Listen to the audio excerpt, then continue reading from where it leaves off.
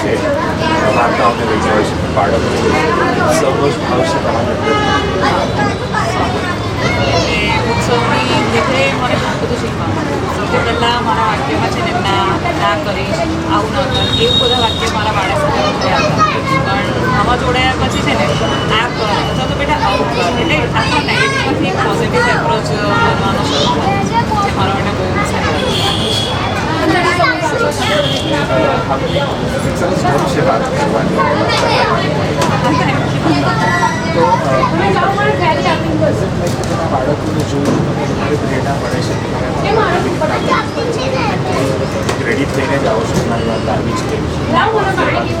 કાલે એવું હતું કે કાલે મેં થોડું આની પહેલાંનું સત્ર કર્યું હતું ને it was like completely virgin સત્ર કે ત્યાં જઈને જ બોલ્યું હોય અને વાર્તા કરી. પણ આજના સત્રમાં હતું કે કાલે પ્રિપેર કર્યું હતું પણ આજે કોઈ જ પ્રિપરેશન કામ નથી આવતી. બાળકોનો જે પ્રતિભાવ આવે એમાંથી જે નીકળતું થાય એમાં ફ્લોમાં બધું બોલ્યા કરે છે.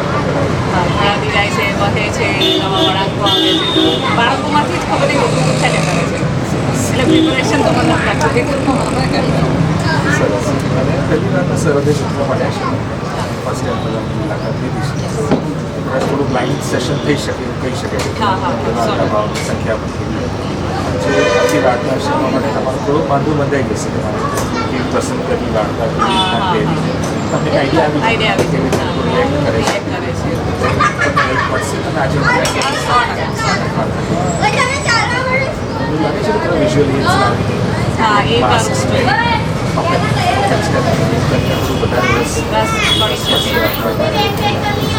હા એ લોકોના એન્ગેજમેન્ટ માટે એ લોકોને વિઝ્યુઅલ્સ પણ આપવા વધારે સારું એવું લાગે.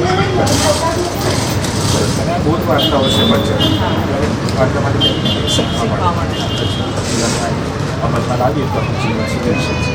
આ જે બોધ છે ને જે વાર્તા સમજાવવાનો પ્રયત્ન કરે છે આજના બાળકને જઈને સરસ હલ નથી કરવાનો, કોઈને આત્મવિશ્વાસઘાત નથી કરવાનો, જઈને પ્રેક્ટિકલી કરી શકશે અને શીખશે. 100% સમજી શકશે.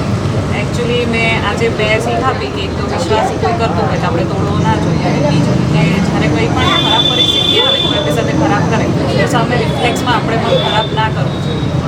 આપણે વાત કરીને ઘણા બધા પ્રશ્નોનું નિરાકરણ લાવી શકીએ. તો જો કદાચ આ વસ્તુ 10માંથી 2 બાળકના મગજમાં પણ ઉતરે ને તો જે રોડ રેજ થાય છે કે જે બધા આપણે ઝઘડા જોઈએ છે ને એ ક્યાં અટકે છે. એટલે આપણે પાયો થોડો મજબૂત કરીએ તો આગળ જતા ભવિષ્ય સારું બને. અને આ બેક ઓફ ધ માઇન્ડ મને એવું લાગે છે કે નાનપણમાં શીખેલી વાતો રહેતી જે ઘડતરમાં કામ કરે 100%. સરસ. અને જે આખો પ્રોસેસ થયો તમારો આપણું સિલેક્શન આપણો જે પ્રોસેસ હતો ડૉક્ટર શ્રી દાદાવાળા સાથેના સેશન્સ થયા, ઇન્ટરેક્શન થયું, તો was it fulfil the hall process જે હતું? ડેફિનેટલી. એટલે તમે પોતે જો કદાચ એઝ અ સ્પેક્ટ્રમ તમે મારું પહેલું સેશન જુઓ અને મારું આજનું જોશો તો તમને બહુ તફાવત લાગશે. કેમ કે પહેલાંમાં મને એવું કશું મળ્યું નહોતું ગાઈડન્સ કેવું કંઈ, એટલે હું મારી રીતે નોર્મલ વાર્તા કહેતી. પણ જ્યારે દર્શનીબેન સાથે કે ગૌરાંગ સર સાથે વાત થઈ ત્યારે મને એકચ્યુઅલી વાર્તાનો આખો જે પોઈન્ટ ઓફ વ્યૂ હોય ને એ મને ખબર પડી કે એકચ્યુઅલી હું વાર્તા વાંચતી હતી પણ બે લીટી વચ્ચેનું વાંચવાનું એ લોકોએ શીખવાડ્યું. એટલે એ બહુ મજા આવે છે.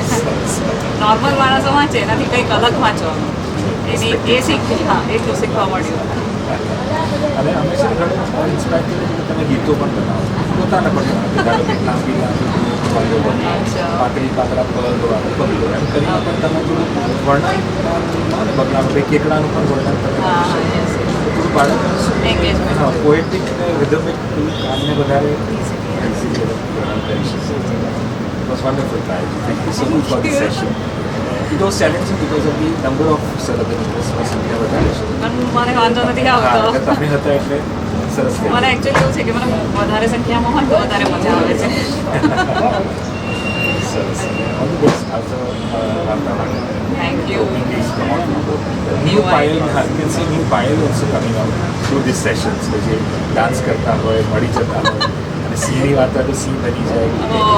Really want to C that kind of Payal coming. It's challenging for me too. All the best to you. Thank you so much.